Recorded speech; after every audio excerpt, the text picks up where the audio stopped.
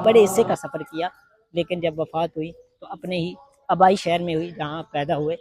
और ये आप सामने देख सकते हैं शान शौकत कसम के पास और मज़ार के पास। तो हमने सोचा यहाँ भी आपको विज़िट करा दें, दिखा दें यहाँ किस तरह का माहौल है। निगाह मर्दे मोमन में वो तासीर देखी, बदलती हज़ारों की तकदीर देखी। ये भी एक बुजुर्ग का, किसी नेक बंदे का शेर है। और वो इस शेर में ये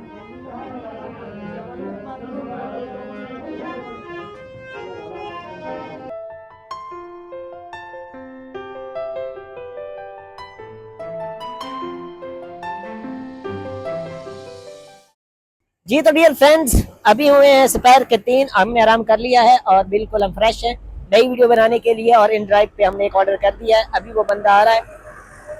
वो बाइक क्या या कार वाला है, मैंने ये साथ वाले बंदे से पूछा नहीं अभी। लेकिन आज हम आपको एक ऐसी शख्सियत के दरबार पे ले जा रहे हैं, एक ऐसी शख्सियत के मज़ार पे ले जा रहे हैं जिसने अपनी ज़िंदगी इस्लाम के लिए वक़्फ़ कर दी।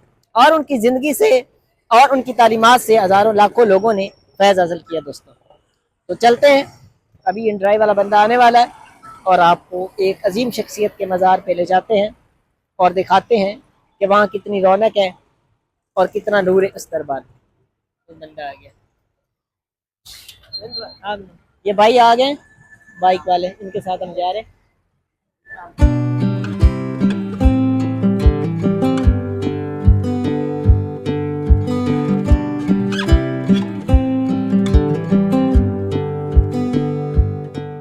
जी तो डियर फ्रेंड्स, हम पहुंच चुके हैं शाहरुख आलम रहमतुल्लाह अलैह के मज़ार पे और हज़रत बहाउद्दीन ज़िक्रिया मुल्तानी रहमतुल्लाह अलैह के मज़ार पे।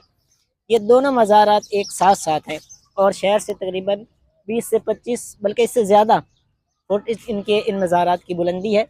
और अभी हम अंदर जा रहे हैं दोस्तों, ये आप देख सकते हैं, ये है एंट्री गेट। बहुत बड़ा एंट्री गेट है और बहुत बड़ी इमारत है और बुलंद है ये मज़ार। बिल्कुल ये इसका जो एंट्री गेट है ये बिल्कुल अंग्रेज़ के ज़माने का लग रहा है, ओरिजिनल फॉर्म।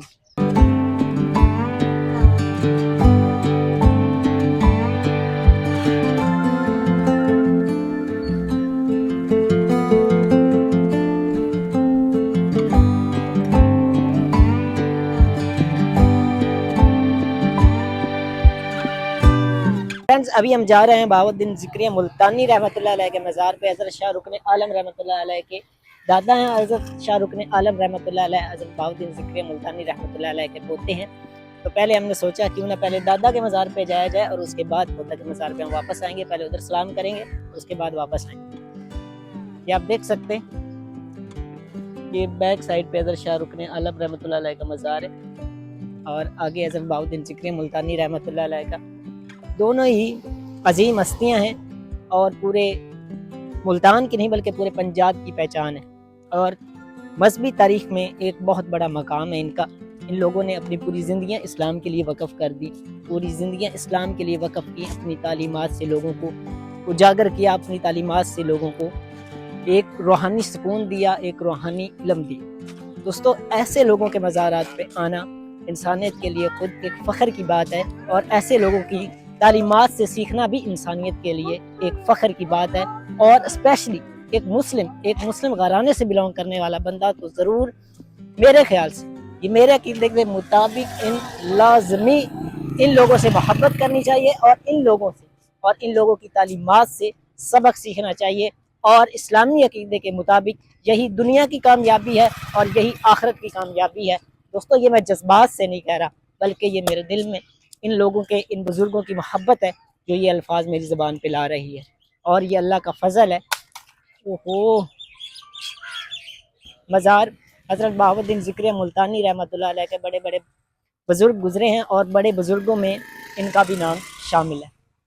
जब किसी मज़ार पे जाते थे तो अक्सर नाम सुनते थे कि हज़रत बहाउद्दीन ज़िक्रिया मुल्तानी फलाने वली के उस्ताद हैं, फलां वली के उस्ताद हैं। तो यार दिल में ये सवाल पैदा होता था, दिल में ये ख्वाहिश जागती थी कि हम क्यों नहीं उस मज़ार पे जा सकते, हम क्यों नहीं दीदार कर सकते उस मज़ार का। ठीक है, इन बुज़ुर्गों की बरकत होती है मज़ारों पे। ये इस साइड भी मस्जिद है और इस साइड पे भी मस्जिद है, दोनों साइडों पे मस्जिद है। और ये छोटा सा एक ढाबा उन्होंने लगाया हुआ है। ज़ाहिर बात है यहाँ अकीदतमंद आते हैं लाखों की तादाद में। तो हाँ, एक तरह से मार्केटिंग भी होती है इधर और रूहानी सुकून भी मिलता है। हज़रत बहाउद्दीन ज़िक्रिया रहमतुल्लाह अलैह को मुल्तानी इसलिए कहा जाता है क्योंकि इनकी रहाइश यहाँ मुल्तान की थी और ज़ाहिर बात है इस्लाम की खिदमत के लिए, दीन के प्रचार के लिए पूरी दुनिया का सफ़र किया, दुनिया के बड़े हिस्से का सफ़र किया, लेकिन जब वफ़ात हुई तो अपने ही आबाई शहर में हुई जहाँ पैदा हुए। और ये आप सामने देख सकते हैं शान शौकत इस मज़ार की, और कितना खूबसूरत बनाया गया इस मज़ार को मुल्तानी तर्ज़ तमीर के मुताबिक, और ज़ाहिर बात है पहचान है पूरे मुल्तान की।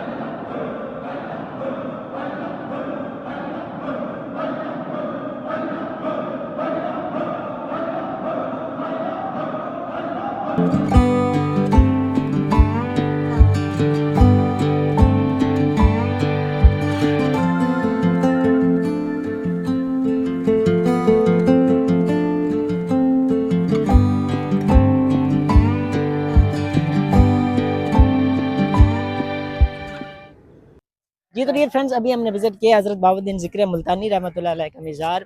असर की अज़ानें अभी आ रही हैं और इसके साथ बिन कासिम पार्क है, किला कोना कासिम के पास और मज़ार के पास। तो हमने सोचा यहाँ भी आपको विज़िट करा दें, दिखा दें यहाँ किस तरह का माहौल है। असर का टाइम है, अभी रश ऐसा ऐसा बढ़ रहा है, लेकिन अभी 2 मज़ारों पे सलाम करना अभी बाकी है। हज़रत शाह शम्स तबरेज़ी रहमतुल्लाह अलैह के मज़ार पे भी अभी जाना बाकी है, और हज़रत शाह रुकन आलम रहमतुल्लाह अलैह के मज़ार पे भी जाना है, अभी आपको वहाँ का भी विज़िट कराना है। लेकिन उससे पहले असर की नमाज ज़रूर अदा करनी है। निगाह मर्दे मोमन में वो तासीर देखी, बदलती हज़ारों की तकदीर देखी।